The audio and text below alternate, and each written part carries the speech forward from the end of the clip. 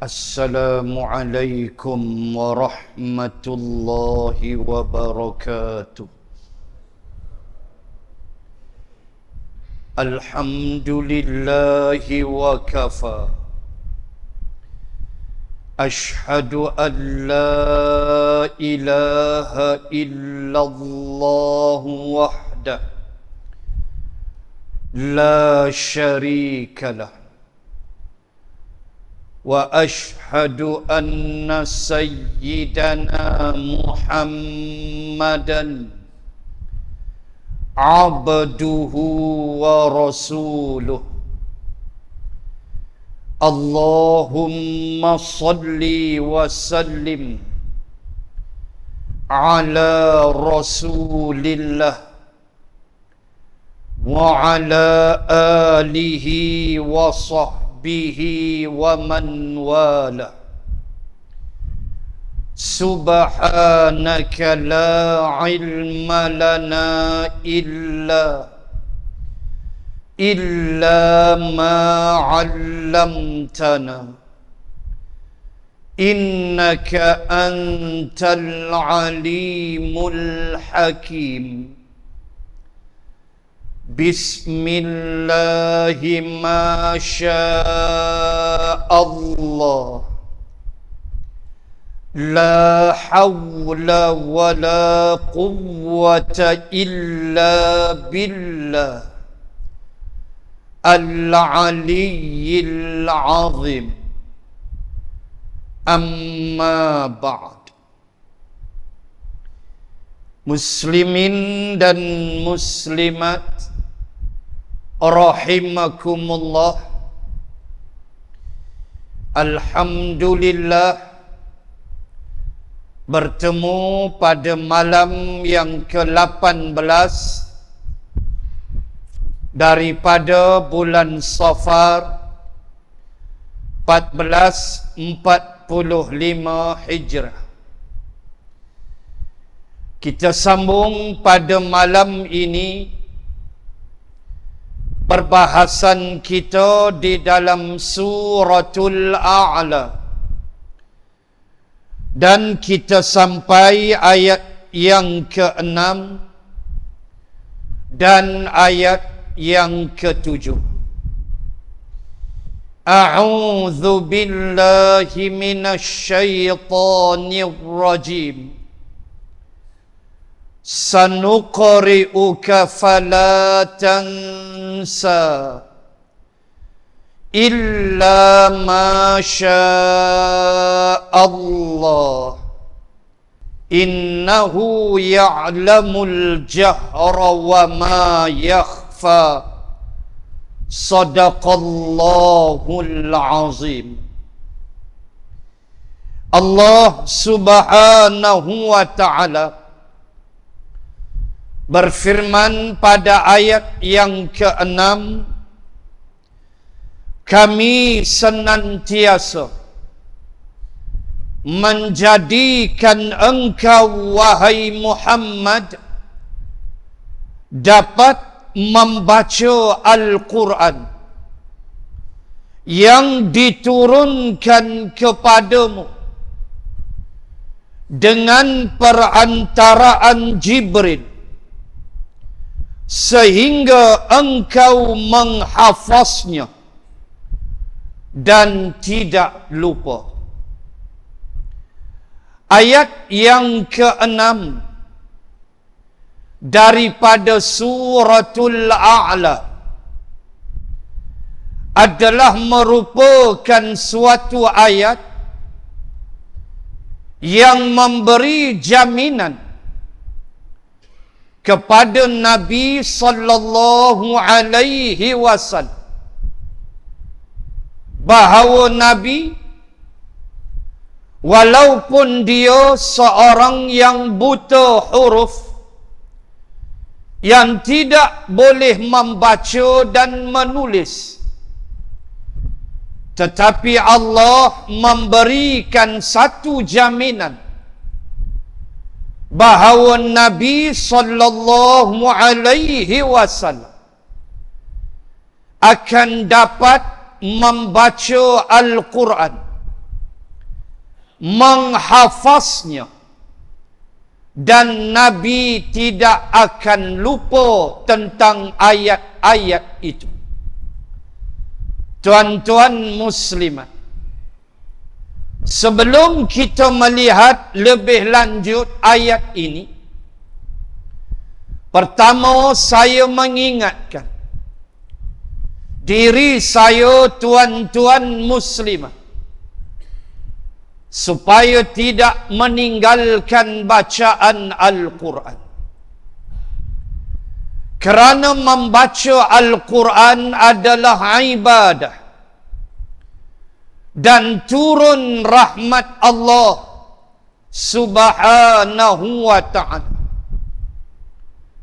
Ketika seorang Ansar daripada puak Aus, namanya Usaid bin Khudair radhiyallahu anhu, sahabat Nabi yang menerima Islam daripada Mus'ab bin Umair radhiyallahu anhu, di mana Mus'ab bin Umair adalah merupakan sahabat Rasulullah yang Nabi kirim ke Yathrib 2 tahun sebelum Nabi berhijrah, setelah berlakunya perjanjian Aqabah yang pertama di Mina, di kawasan kita melontar di Jamratul Aqabah.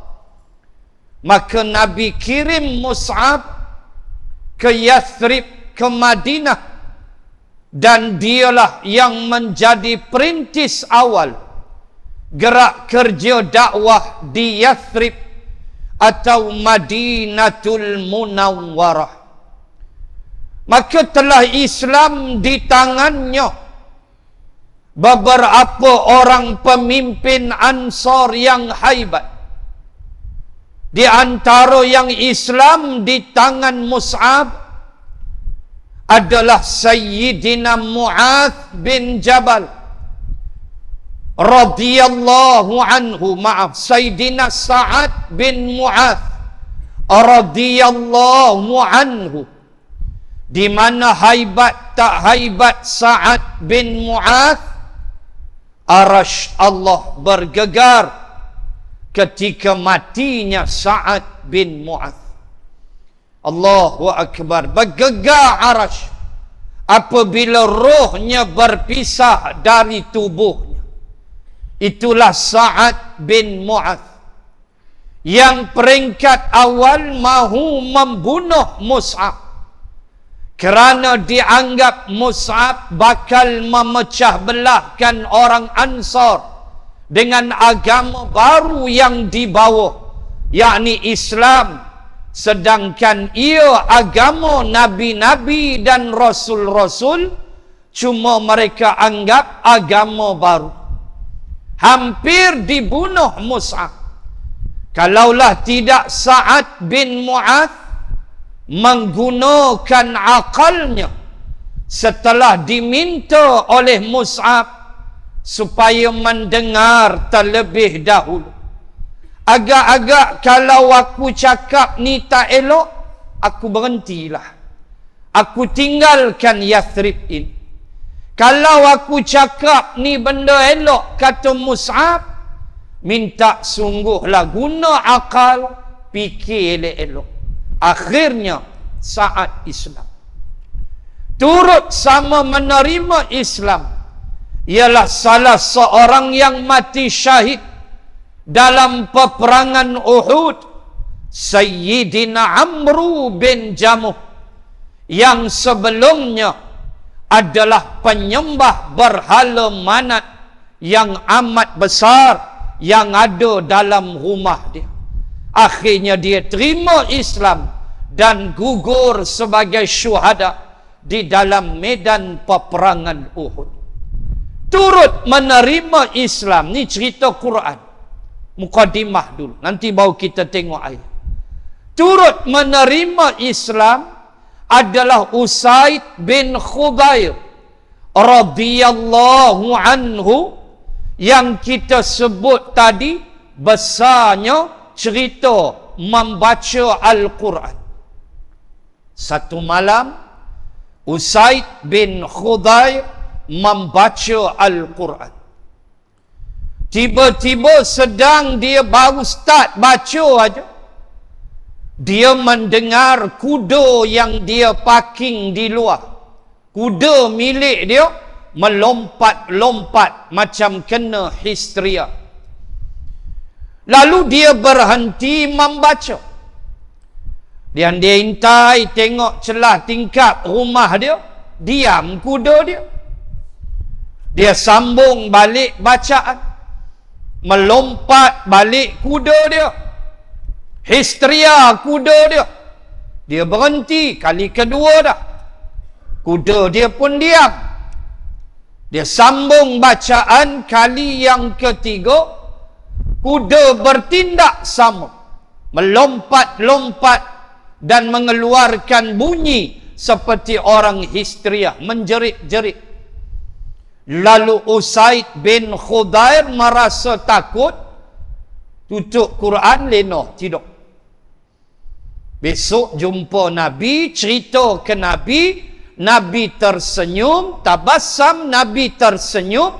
Nabi kata, masakan kudamu tidak melompat kerana waktu engkau membaca Al-Quran, malaikat turun tidak berhenti dan kudamu melihatnya. Allahu Akbar. Tuan-tuan, tu kata baca Quran, rahmat Allah turun. Allahu Akbar. Kita tak ada lah sedang baca Quran, enjin kereta start sendiri. Tak ada. Siapa kita? Start sendiri, kita berhenti, mati enjin. Sudah. Lepas tu sambung baca, dia start sendiri balik. Tak ada. Siapa kita rokok tak berhenti lagi? Sembang derah. Kan? Rokok tak habis lempak lagi. Tak ada lah kitanya macam tu. Tetapi kita mesti faham, baca Quran walaupun sunat, berdosa tak kalau tak baca Quran? Tak berdosa sebab baca Quran sunat. Balik hukum sunat boleh pahala. Tak baca tak apa, tak dapatlah apa-apanya. Tapi bodohlah kita, rugilah kita kerana besarnya nikmat dan rahmat membaca Al-Quran. Baik, ayat ni, sanuqri'uka fala tansa. Allah kata kami akan sentiasa menjadikan engkau, wahai Muhammad, orang yang dapat membaca Al-Quran melalui perantaraan Jibril. Baik, mufassirin membahaskan ayat ini turun kerana Nabi sallallahu alaihi wasallam dia merasa risau. Nabi merasa takut kalau Quran yang dia baca terlepas dan hilang. Nabi ada perasaan itu. Takut hak dia baca tu dia tak ingat dah. Apa yang Jibril sampaikan pada dia, dia rasa nanti takut hilang. Sampai pernah, kalau kita rujuk dalam suratul Qiyamah, kan ada ayat, la tuharrik lisanaka lita'jala bih. Allah kata, janganlah wahai Muhammad terlalu cepat engkau menggerakkan lidah engkau ketika membacanya. Kenapa Nabi jadi begitu? Sebab Nabi nak cepat hafaz, Nabi takut lupa. Lalu Allah beri jaminan, jangan bimbang, sanuqri'uka fala tansa. Jangan bimbang, melalui perantaraan Jibril yang datang membawa wahyu. Tuan-tuan muslimat, ketika Nabi sallallahu alaihi wasallam, teringat cerita Jibril sekejap. Ketika Nabi sallallahu alaihi wasallam berdialog dengan orang-orang Yahudi di Madinah, ahlul kitab, golongan ahlul kitab yang kenal Nabi tapi banyak songeh. Bani Israel memang banyak songeh dengan para nabi, para rasul. Lalu berlaku dialog antara Rasulullah dan Yahudi ahlul kitab. Mereka reti Taurah dan Injil. Maka sembang punya sembang. Akhirnya Nabi tanya, mana satu malaikat yang kamu suka? Dan mana satu malaikat yang kamu tak suka? Nabi tahu dah perangai mereka. Lalu mereka menjawab, apabila mereka tahu Jibril mendampingi Rasulullah, Jibril sentiasa datang menyampaikan wahyu. Ketika Jibril duduk ufuqil a'la, di ufuk timur, di ufuk yang tinggi, lalu Allah perintahkan Jibril untuk turun, maka Jibril turun dengan pantas dan lajunya menyampaikan wahyu kepada Nabi. Yahudi tahu teman baik Nabi Jibril. Lalu Yahudi jawab, kami benci Jibril, tetapi kami suka Mikail. Buka dalam Tafsir Al-Baqarah ayat 97. Sebab turunnya ayat 97. Bagaimana ketika mereka kata mereka benci kepada Jibril dan mereka suka kepada Mikail. Nabi kata, kenapa? Mereka jawab, Jibril ni memang leceh. Duk bawa wahyu, itu haram, ini tak boleh, sana tak boleh, kan, makan ni tak boleh, buat ni tak boleh. Relax lah, dia kata life begin at 40. Bunyi pun hak sebelum 40 kita enjoy. Enjoy. Tak sampai 40 qalu. Tuan-tuan, Jibril kata mereka bawa bala, bagi mereka bala. Apabila Jibril mengangkat bumi kaum Nabi Lut dan menghempaskannya, bagi mereka Jibril ni tak ada kerja, bawa benda tak elok, terutama wahyu. Mereka kan pemakan riba, mereka kan kuat rasuah. Puak-puak Yahudi ni menindas dan menekan, beri pinjaman riba. Jibril bawa ayat, Allah perintahkan riba haram, itu haram. Oh, mereka tak suka, marah.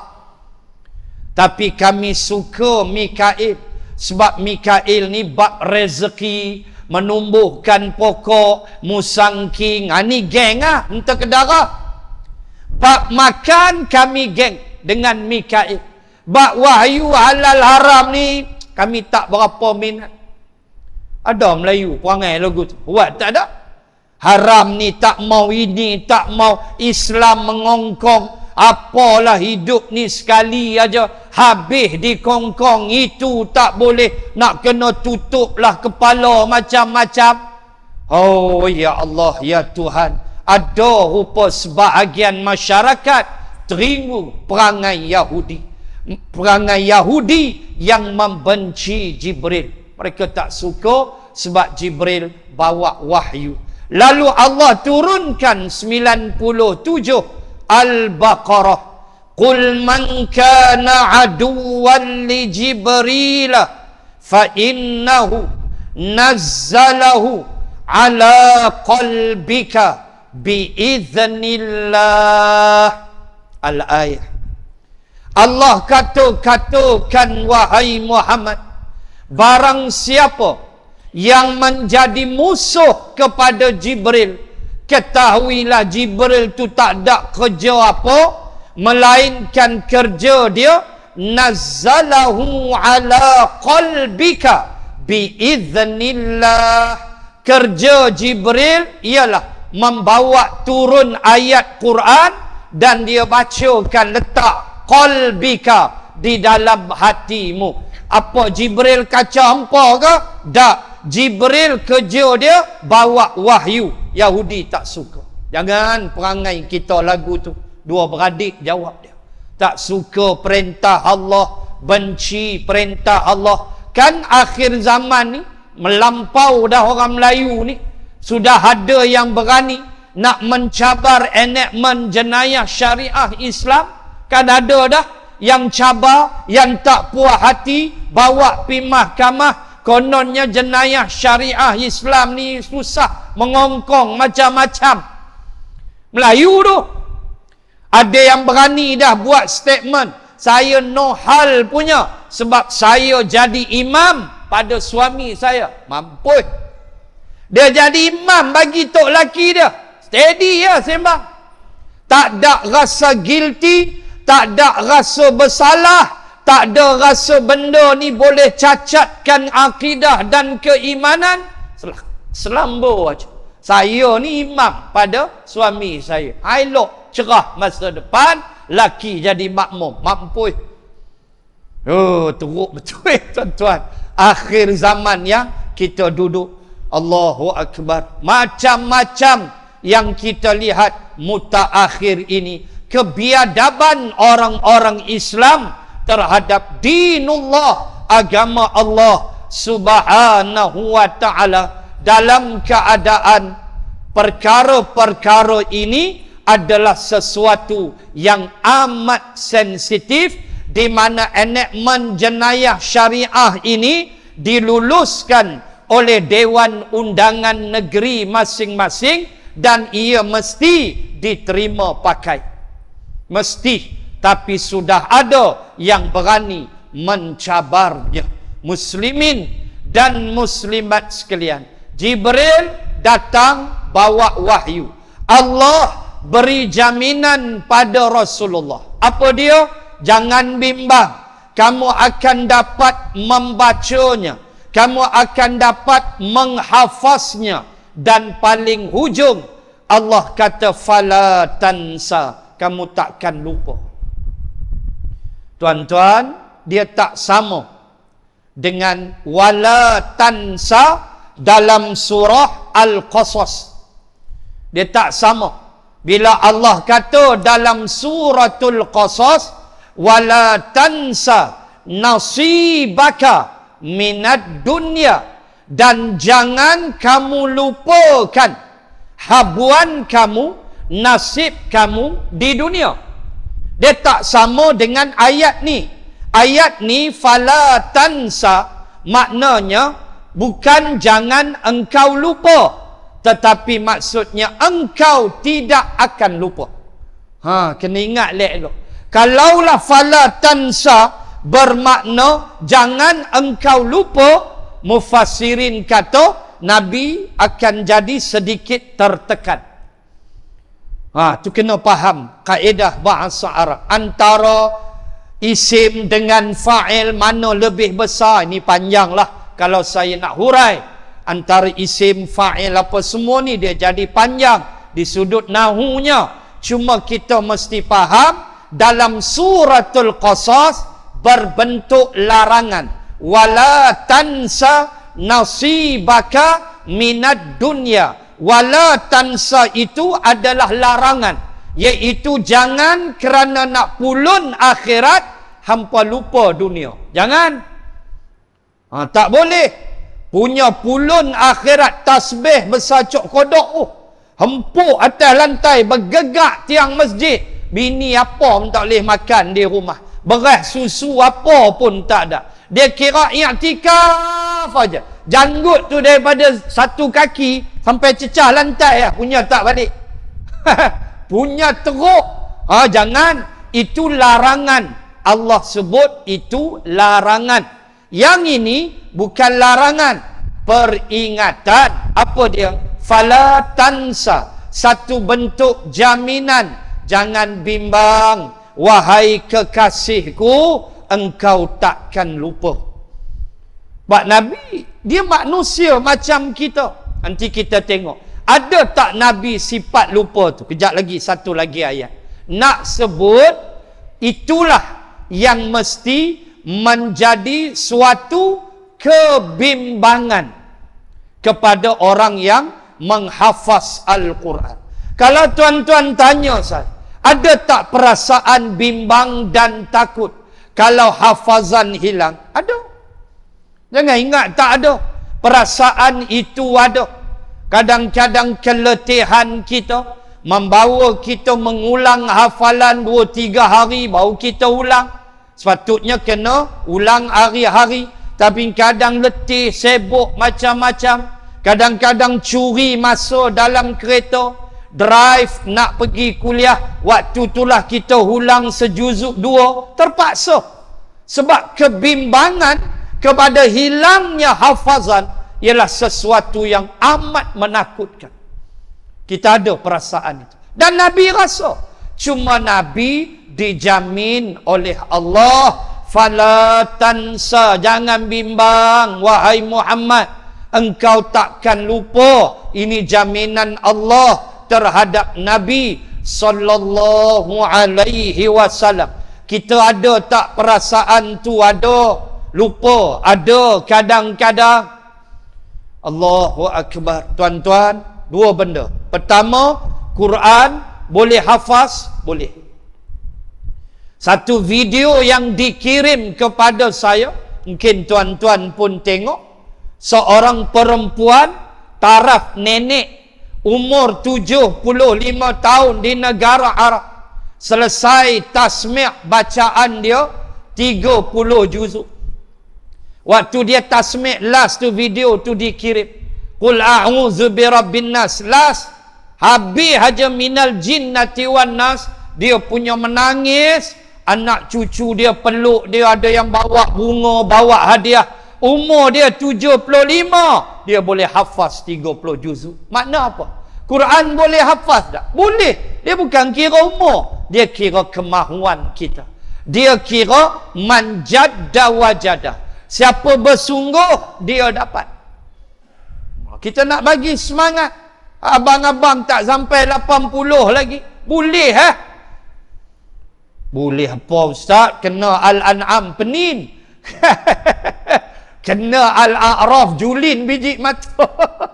Boleh. Kalau nak bersungguh 75 setakat kulhu boleh sembang lah Ustaz. Pejam mata kulhu. Memang pejam mata.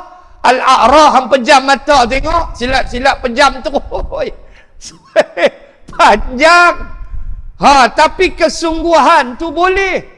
Sebab 4 kali, tuan-tuan, dalam surah Al-Qamar 4 kali Allah ulang, walaqad yassarnal qur'ana lidzikri fahal mim muddakir. 4 kali Allah ulang, 4 kali dalam suratul Qamar.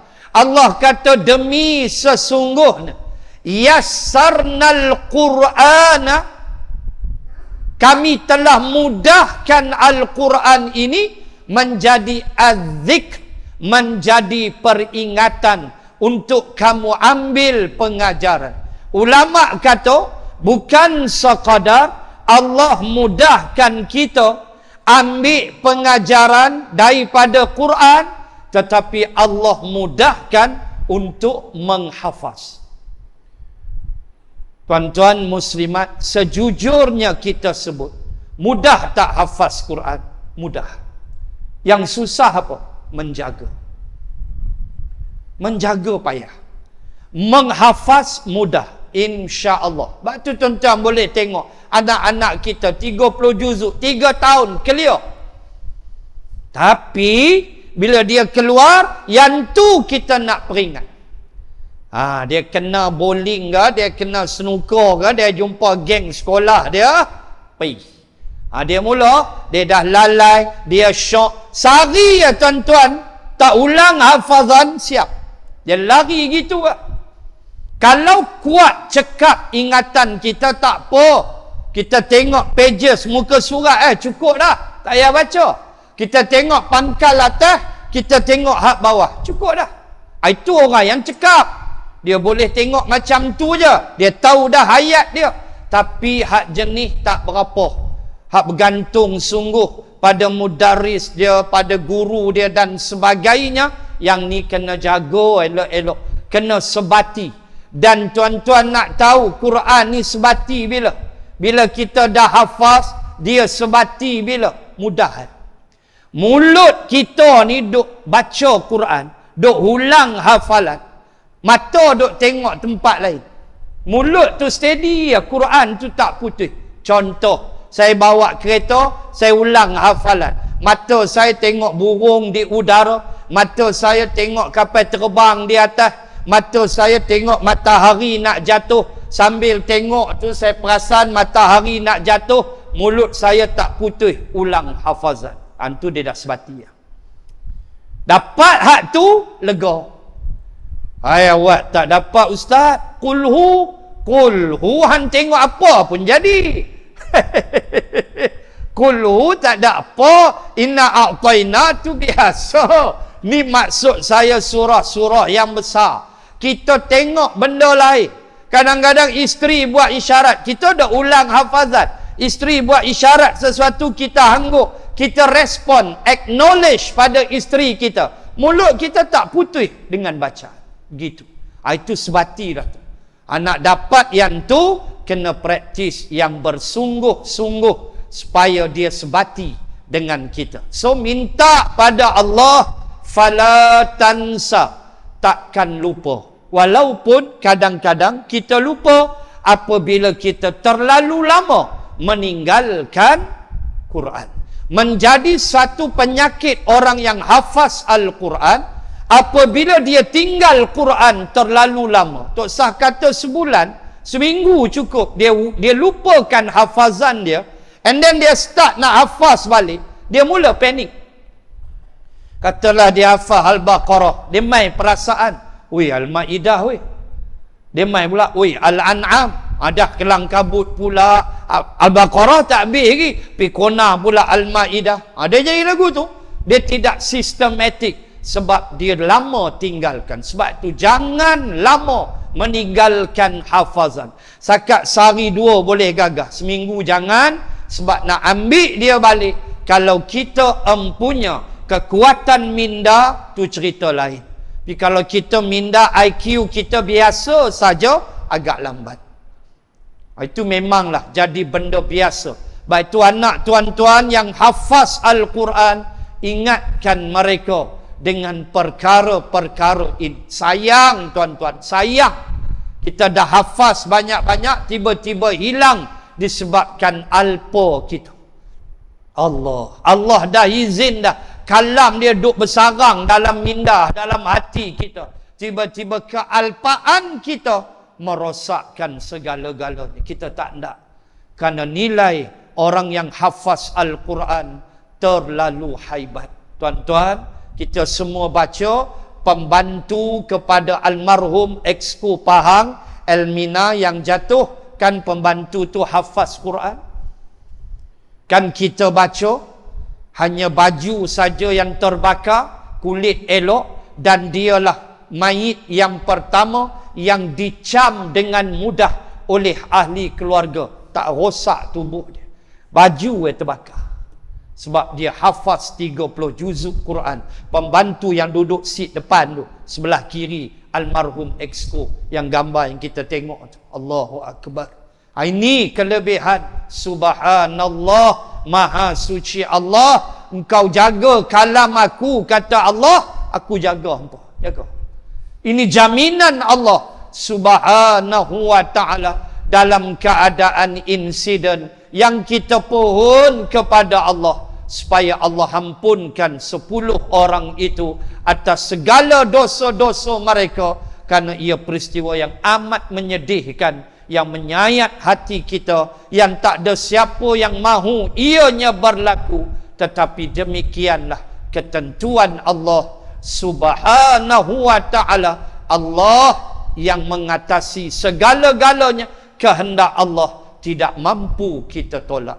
Muslimin dan muslimat, itu yang pertama, jaminan daripada Allah kepada Nabi, kami akan beri kamu kekuatan untuk engkau terus membaca Al-Quran ini melalui Jibril yang turun, fala tansa, dan engkau tidak akan lupa. Baik, tiba-tiba datang, illa masya Allah innahu ya'lamul jahra wa ma yakhfa, kecuali apa yang dikehendaki oleh Allah engkau lupakannya. Ada, bukan tak ada. Yakni apa-apa yang Allah kehendaki Nabi akan lupa. Mufassirin bahas. Kenapa? Sebab kata mufassirin, Nabi sallallahu alaihi wasallam manusia seperti kita. Ada tak sifat lupa? Ada. Nangis, gelak, ketawa, ana bashar, kata Nabi. Aku manusia seperti kamu. Maka Nabi ada perasaan itu lupa.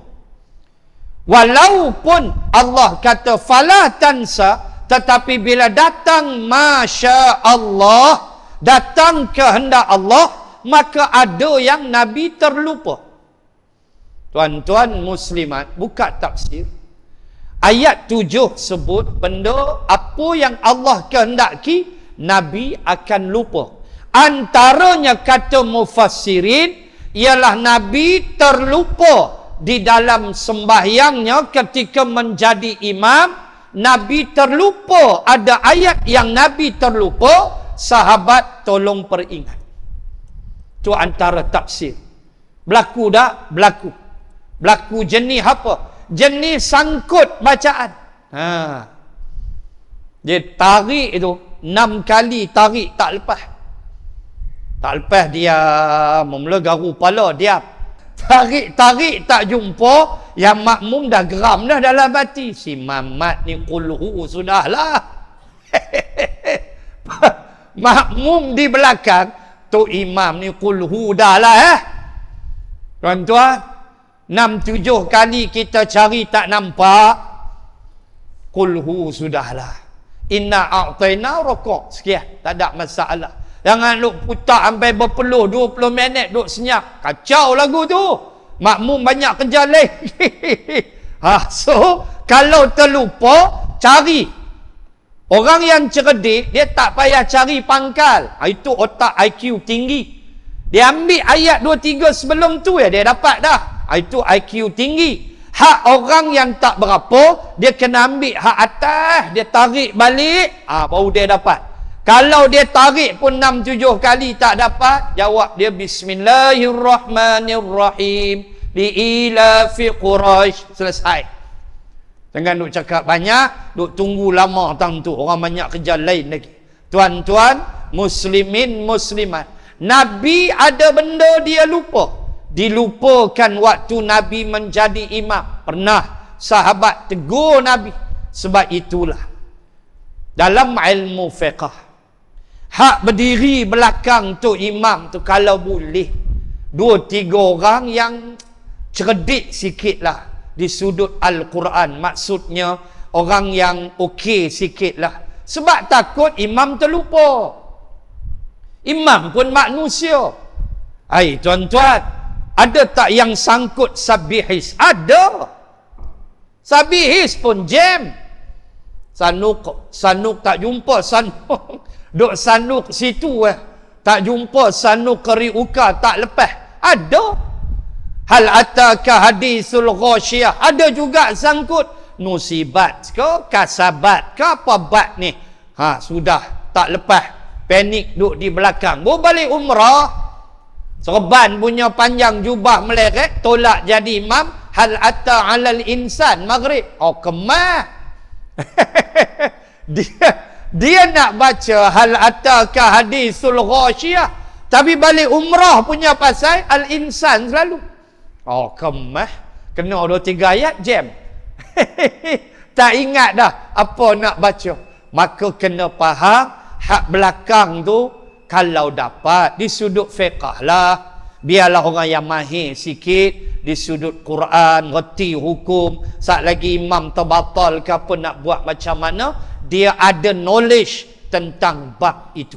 Ini diajar dalam ilmu fiqh. Sebab itu 4 sahabat akan duduk belakang Nabi. Abu Bakrin, Umar, Uthman, Ali belakang Rasulullah. 4 sahabat utama duduk belakang Nabi. Ini benda yang kita kena faham. So lupa Nabi ada. Nabi pernah lupa. Ada sekali Nabi solat zuhur 2 rakaat. Nabi tak musafir di Masjid Nabawi. Habis-habis semayang bagi salam, sahabat duk tanya, "Ya Rasulullah, adakah Allah memerintahkan kita mengqasarkan solat zuhur ketika kita tidak musafir?"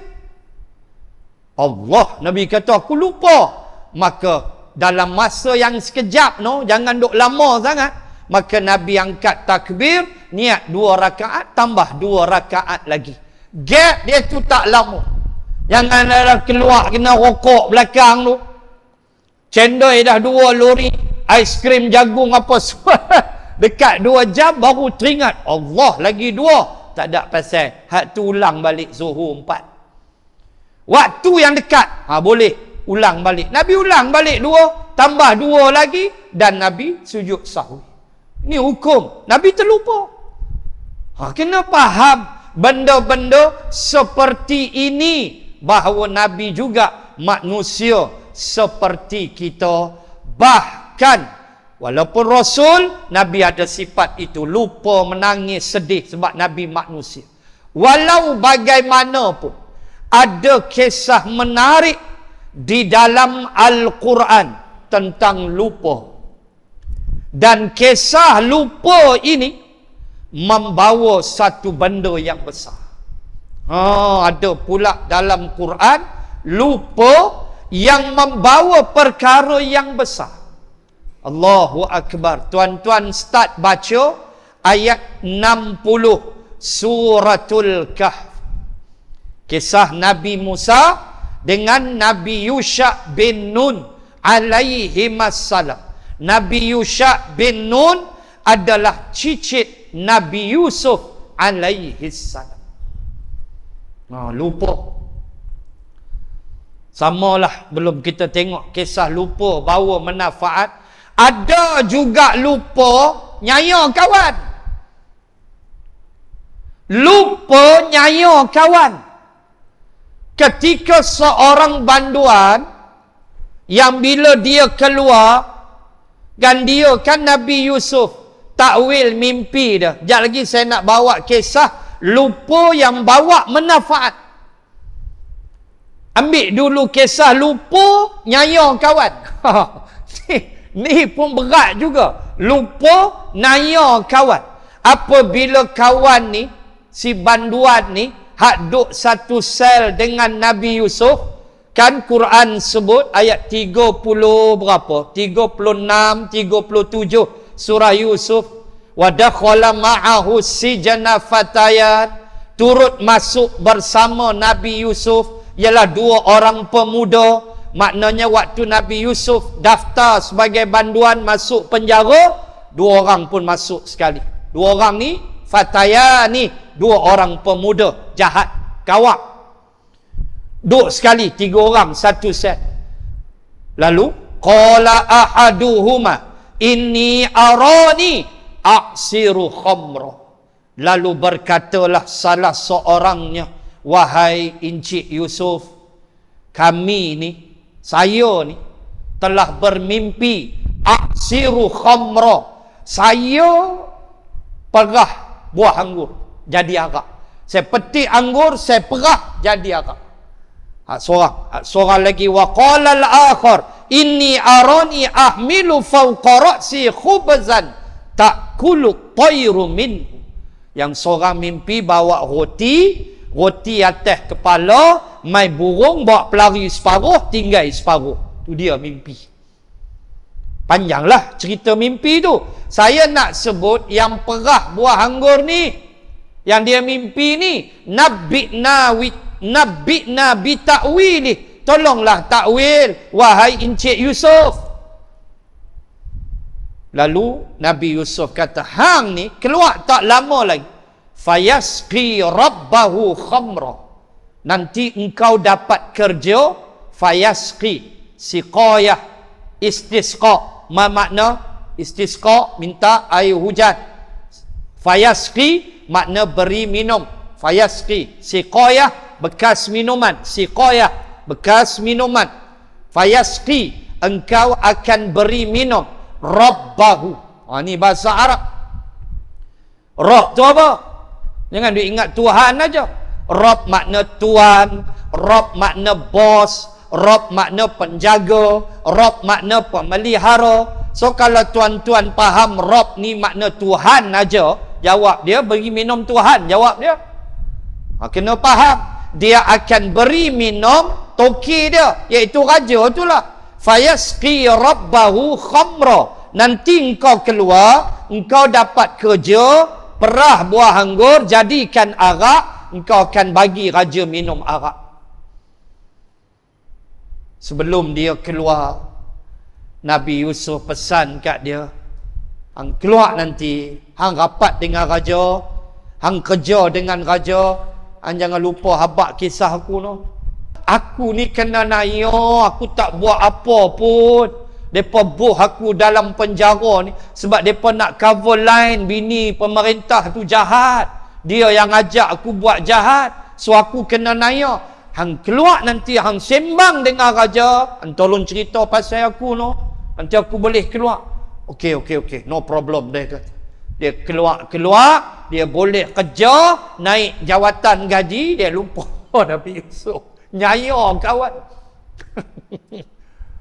Ba'dahin, bertahun-tahun Nabi dalam penjara. Bid'ah sinin, beberapa tahun kawan ni dapat kerja, boleh gaji, naik beli handphone semua, lupa. Sampailah raja bermimpi. Wa qala al-maliku inni ara sab'a baqaratin siman. Al-ayah. Bila raja mimpi, tengok 7 tangkai gandum yang baik, 7 ekor lembu yang gemuk dimakan oleh 7 ekor lembu yang kurus, 7 tangkai gandum yang penuh berisi, 7 tangkai gandum tak ada isi, tangkai aja. Itulah asbab bila raja minta tolong takwil mimpi, kawan ni, Mamat ni duduk tengah hidang arak, dia kata, Allah baru teringat. Dia kata, tuanku, saya boleh fa'arsilun, tuanku hantar saya pergi penjara, itu Encik Yusuf, dia boleh takwil mimpi tuanku. Baru dia teringat, kawan dah gaji puluh ribu dah, handphone, iPhone dah dia pakai waktu tu. Oi, kemas, dia boleh lupa Nabi Yusuf. Itu dia panggil lupa nyaya kawan, tuan-tuan, jangan lupa. Kan, kawan telefon suruh ambil kereta pancit, buat lupa pula, tunggu sampai maghrib, mampus kawan. Jangan buat lupa. Tu lupa nyaya kawan. Satu lagi lupa yang bawa kepada benda besar. Ketika Nabi Musa alaihi salam berjalan dengan Nabi Yusha bin Nun, Nabi Yusha bin Nun ialah cicit Nabi Yusuf alaihi salam. Jalan, bawa bekal ikan. Sampai dekat sebuah batu. Letih, berhenti sekejap, berehat sat. Tiba-tiba ikan tu fattakhadha sabilahu fil bahri ajaba. Ikan tu keluar daripada bakoi. Al-hut makna kalau nak tafsir ikan paus lah. Takkan mereka pikir ikan paus, maknanya ikan lah. Begitu bentuk tu, bentuk ikan lah. Al-hut. So ikan tu dia masuk laut. Dah rehat, lap apa semua, seokok tak ada. Jangan cari pasal. Berehat aja, kena ayak, minum apa, makan sikit apa semua. Tapi lunch belum lagi. Jalan. Nabi Musa pun kata, oi letih dah ni. Hadha nasaba, penat dah ni.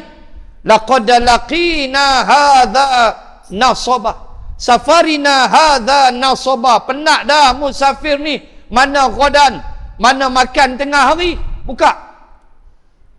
Lalu berkatalah Nabi Yusha bin Nun, qala ara'aita idh awayna ila sakhrati fa inni nasitul hut. Tu dia. Ayat 63 Al-Kahfi. Kata Allah, Nabi Yusha berkata, Allah, aku lupa nak habaq. Minta maaflah wahai Musa alaihi salam, aku minta maaf, aku lupa. Inni nasitul hut. Al-hut ikan tadi. Nasitu fi'lun madhi. Aku telah lupa. Minta maaflah, aku lupa nak habaq. Ikan tu dah menggolunsur tadi kat batu kita rehat tadi. Tak maaflah, aku lupa. Ikan tu lah nak goreng pun. Aku lupa, minta maaf wahai Musa, aku terlupa nak habaq. Ikan tu dah terlepas. Lalu Nabi Musa jawab, qala dzalika ma kunna nabgh. Itulah yang kita kehendaki, kata Musa. Lalu apa jadi? Kedua-duanya atharihima qasasa. Lalu kedua-duanya berpatah balik ke tempat ikan yang melunsur tadi, bahawa di situlah nanti akan bertemu Nabi Khidir alaihi salam untuk menuntut ilmu. Nah, lupa Nabi Yusha membawa kepada kebaikan. Ini cerita lupa dalam Quran. Lupa Nabi Yusha bin Nun, rupanya lupa dia itulah membawa kepada tempat pertemuan Majma'al Bahrain, pertemuan dua laut, yang membawa kepada pertemuan Nabi Musa dengan Khidir alaihi salam, yang Nabi Musa berguru dengan Nabi Khidir, yang tuan-tuan muslimat boleh baca dalam surah Al-Kahfi. Lupa tak? Lupa. Tadi lupa geng Nabi Yusuf, lupa nyayang kawan. Yang ini lupa bawa kepada benda yang besar, yang akhirnya datanglah pengajaran tentang Nabi Musa dengan Nabi Khidir alaihi salam. Ni cerita lupa. Kita pelupa tak? Allahu Akbar. Apa yang kita tak lupa? Habaq mai? Rokok tak lupa. Rokok pakai tak lupa, lepas breakfast automatic balon. Pi market tinggal bini dia balik gitu lah. Bini balik naik Grab, abang terlupa. Balik gitu lah. Lupa nak ambil bini. Hak itulah kita. Terlupa sana, terlupa sini. Sebab itu dalam ilmu manajemen pengurusan dianjurkan kita, apa nak buat pagi besok, apa nak buat besok, malam ni tulis. Tu dalam ilmu pengurusan. Besok nak pergi market, besok nak hantar anak, silap mana tahu lupa. Esok nak pergi tengok anak di asrama, jangan lupa bawa duit sikit. Kita pun tulis 1, 2, 3, 4. Dan apa yang kita tulis malam ni untuk besok, letak dia di tempat yang kita boleh jumpa mudah. Jangan dah tulis-tulis tinggal. Sekejap lagi kucing stan, koyak habis, lupa. Letaklah tepi cermin ke, tepi tempat kunci kereta ke. Bila ambil kunci, lapik sekali kertas tu. Oh, hari ni punya kerja. Itu dalam ilmu pengurusan diajar. Sebab kita manusia. Manusia mana yang tak lupa? Ini kena faham. Hatta Rasulullah sendiri, illa masya Allah, ada benda yang Allah kehendaki Nabi jadi lupa. Hatta Rasulullah. Apatah lagi kita. Dan kita kena faham bahawa lupa adalah sifat normal bagi manusia, tetapi jangan sampai lupa ibadah. Bahkan dalam ibadah pun ada hukum. Kalau orang tu terlupa, dia terlupa sungguh nak solat, terlupa, dia bukan sengaja, berdosa tak dia? Tidak. Wajib dia qada segera, atau cepat teringat dia buat terus. Jangan dia tunggulah. Sebab lupa ni sifat kita. Dan jangan melupakan hutang orang. Itu jangan buat-buat lupa. Hutang member. Hutang member, jangan duk buat-buat lupa. Oi, jangan. Dia bertinju tu 7 keturunan tak habis. Kes berhutang ni. Jangan lupa. Bayar sikit-sikit. Takat mana kita mampu. Jangan buat-buat lupa. Ada benda yang lupa membawa padah. Ada benda yang lupa jadi benda biasa dalam kehidupan. Lupa pada bacaan Quran, ini benda biasa. Tetapi bagi penghafaz Al-Quran, ia sesuatu yang tidak boleh kita jalani kehidupan macam tu. Dengan makna, walaupun akan ada yang kita lupa, kadang-kadang terlepas 2-3 baris ayat, ada, tetapi jangan menjadi satu kebiasaan. Maka sebab itu mesti mampu dalam bentuk bacaannya. Baik, muslimin dan muslimat. Akhirnya Allah sebut, innahu ya'lamul jahra wa ma yakhfa. Kerana sesungguhnya ia, yakni Allah, dia tahu keadaan yang patut berlaku dan yang tersembunyi. Allah Maha mengetahui. Ya'lamul jahra, jahar makna terang. Solat subuh, maghrib dan isyak, iaitu solat jahar. Bacaan kita kuat pada 2 rakaat yang pertama. Juga yakhfa, dan yang tersembunyi, Allah Maha mengetahuinya. Muslimin dan muslimat sekalian, akhirnya kita berpesan, walaupun tuan-tuan muslimin muslimat ada yang mampu dan ada yang tidak mampu untuk menghafaz Al-Quran, dan saya dah suntik semangat tadi, 75 tahun pun boleh habis, syarat keinginan yang kuat. Tetapi janganlah kita lupa membaca Al-Quran. Tolonglah, jangan lupa. Tiap-tiap hari bacalah Al-Quran. Dan kita selalu pesan, kalau dapat baca sebelum masuk waktu fajar. Sebelum masuk subuh 6:03 minit, 6:02 minit, 6:04 minit, baca Al-Quran sebelum subuh. Sebab dia masyhudah, disaksikan malaikat. Sebelum masuk subuh tu baca, walau 5 minit. Ambil Quran baca. Sebab dia cukup besar baca Quran sebelum waktu fajar. Ini ada dalam surah Al-Isra. Masyhudah, kata Allah, disaksikan malaikat. Ini besarnya membaca Al-Quran. Ala kulli hal, bacalah Al-Quran di mana-mana. Apatah lagi teknologi kita dengan smartphone yang begitu mudah, yang boleh kita baca tanpa wuduk, dapatlah pahala tanpa wuduk. Kalau kita keluar apa semua, kalau di rumah, janganlah baca terus handphone, bacalah Quran, peganglah mushaf. Kalau kita keluar tu cerita lain. Tak kisahlah nak sebutnya, baca Quran tiap-tiap hari. Jangan tinggal, muslimin dan muslimat, kerana rahmat Allah akan turun bagi orang yang membaca Al-Quran. Dan kalau mampu, hafaz Al-Quran. Takat mana mampu, juzuk 30 amma yatasaalun sampai minal jinnati wan nas. Jadilah sebagai bekal untuk kita. Kena faham. Jangan kita jadi manusia yang anggap Quran ni tak ada benda. Jangan. Quran ni besar, dia merupakan mukjizat. Dan satu lagi saya nak pesan, bila baca Al-Quran, tolong kita pandang dia sebagai mukjizat. Jangan baca memandang dia pada bahasa Arab sahaja. Quranan Arabian, betul. Tetapi memandang dia sebagai satu mukjizat. Ini dia datang izzah. Bila kita baca macam tu, dia datang satu bentuk penghormatan kepada Al-Quran. Sebab dia adalah mukjizat.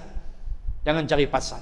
Maka jangan nampak pada bahasa Arab sahaja, tapi di sebaliknya adalah mukjizat. Semoga Allah menjadikan kita ahlul Al-Quran, orang yang rajin berdamping dengan Al-Quran. Khairukum man ta'allamal Quran wa 'allamahu.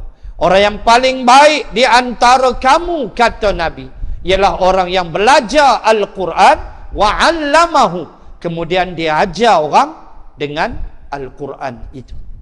Dan guru-guru kita menyebut, bagaimana kamu nak tafsir Al-Quran. Ini ucapan guru-guru kita.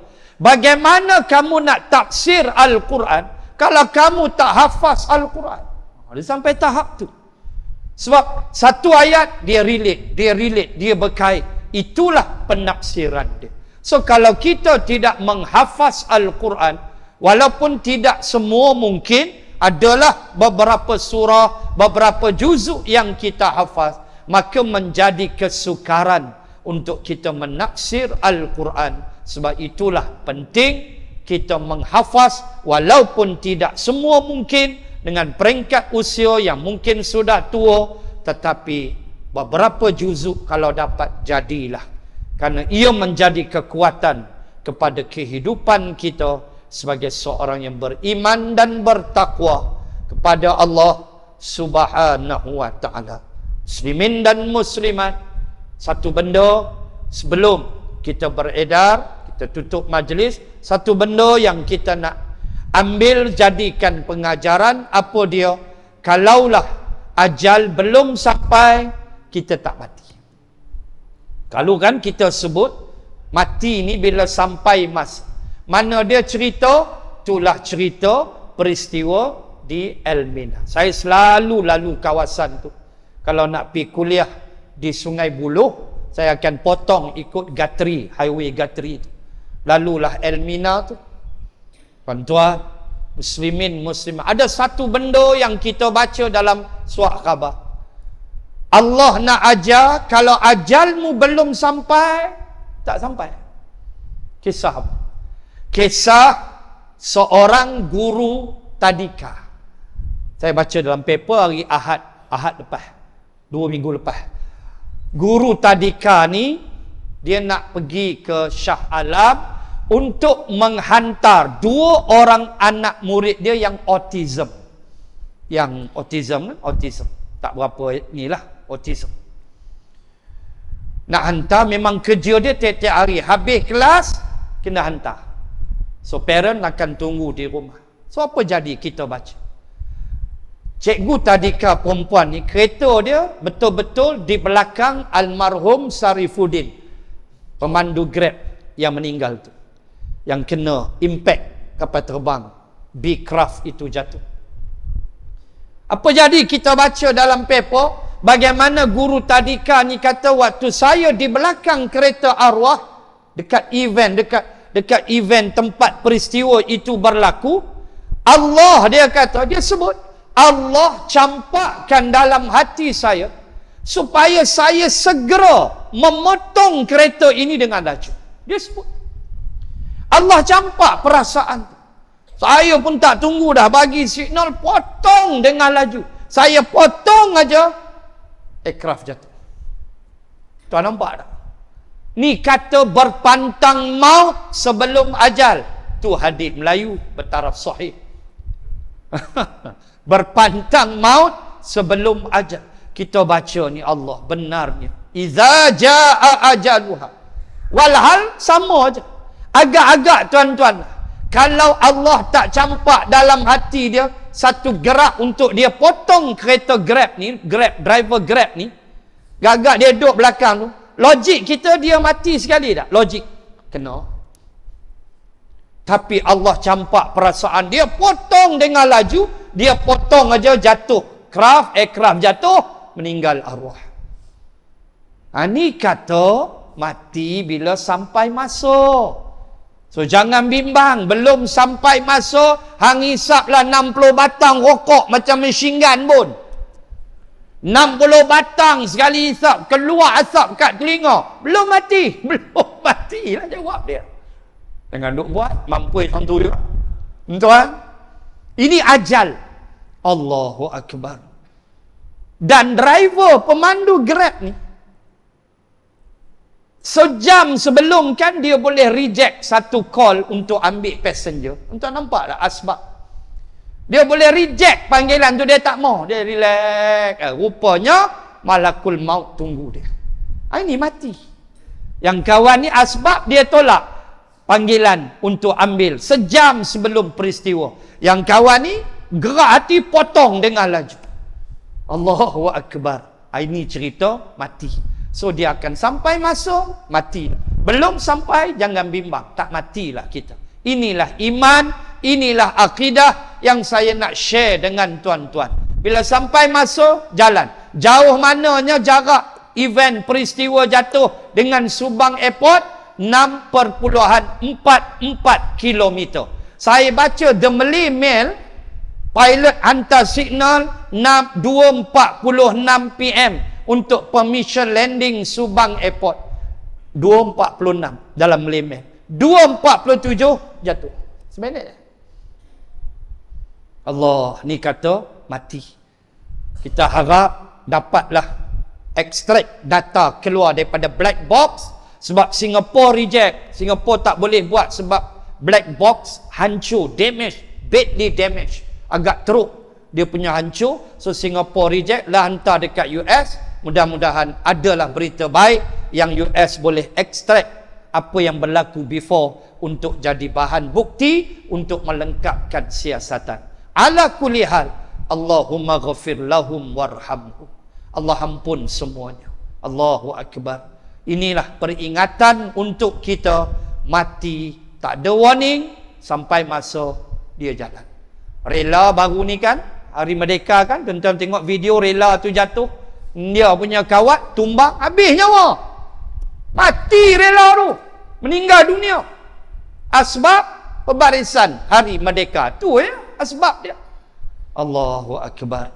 Sebab itu sentiasa ingat kematian, kematian, kematian menjadikan kita insaf, menyebabkan kita minta ampun atas segala dosa dan kita akan menambah amal-amal kita. Dan apa yang kita minta adalah husnul khatimah daripada Allah Subhanahu wa taala. Insya-Allah jumpa bulan hadapan hari pertama Oktober, 1st of October hari Ahad. Insya-Allah kita jumpa dan kita sambung ayat-ayat yang seterusnya. Subhanakallahumma wa bihamdik nashhadu an la ilaha illa ant wa nastaghfiruka wa natubu ilaik. Bismillahirrahmanirrahim. Alhamdulillahi Rabbil Alamin. Assalatu wassalam ala Rasulillah wa ala alihi wa sahbihi ajma'in. Allahumma zidna ilman warzuqna fahman. Allahumma rzuqna fahman nabiyyin wa hifzal mursalin. Allahumma ij'al jam'ana hadha jam'an marhuma wa tafarruqana min ba'dih tafarruqan ma'suma. Rabbana atina fid dunya hasanah wa fil akhirati hasanah wa qina adzaban nar. Wa sallallahu ala sayyidina Muhammad wa ala alihi wa sahbihi wa baraka wa sallam. Walhamdulillahi rabbil alamin. Subhanakallahumma wa bihamdik nashhadu an la ilaha illa ant wa nastaghfiruka wa natubu ilaik. Wallahu a'lam. Assalamu alaikum warahmatullahi wabarakatuh.